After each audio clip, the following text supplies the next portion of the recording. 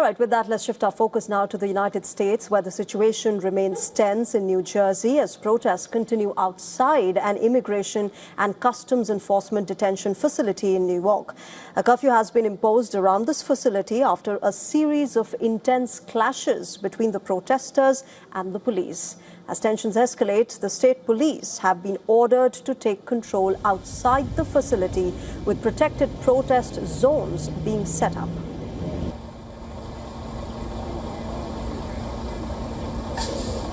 I will ensure public safety, and I refuse to give ICE an excuse to surge into our communities. That would make the situation more dangerous and put more New Jerseyans at risk. It's time to bring the temperature down. To protect public safety, the area around Delaney Hall has been secured.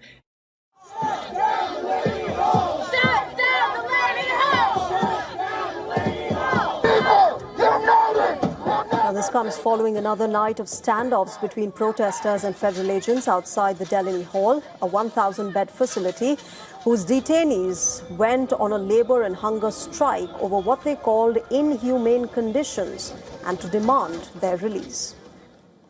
The demonstrations at Delaney Hall began in May after detainees inside launched a hunger strike over poor living conditions.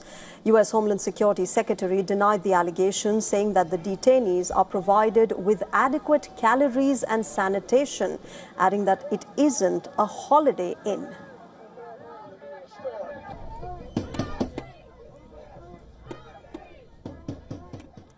As protected protest zones have been set up now, the New Jersey governor has announced that the federal government has reopened family visits at the Delaney Hall starting Sunday. The U.S. Department of Homeland Security, meanwhile, has issued a statement as well following resumption of visitations at the detention facility. It says the visitation was only suspended because of violent riots, and now that a secure perimeter exists, it can resume once again.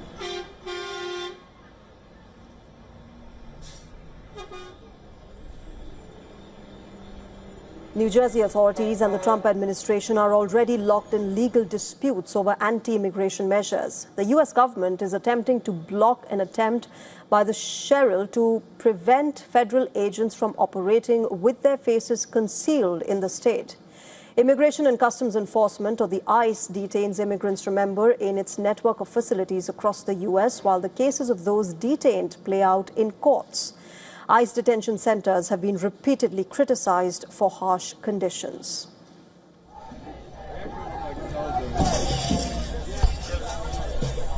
And my colleague Susan Tehrani joins us live from New York at the moment to get us an update of what has been happening. Susan, this ICE versus citizens conflict really has been deepening, and we've been seeing these protests for a long time. What's the update that you're getting right now? What's the latest? These protests also come at a time when there are reports suggesting that ICE detainees are dying allegedly due to suicide.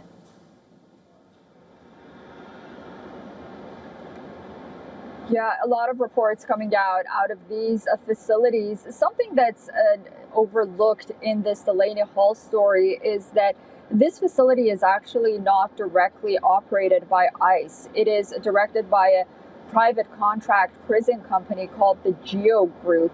So the controversy right now is these private companies that operate prisons across the United States and this facility, of course, hired by the federal government on the one hand, and then also the immigration rights and issues on the other. So the problem is twofold when it comes to Delaney.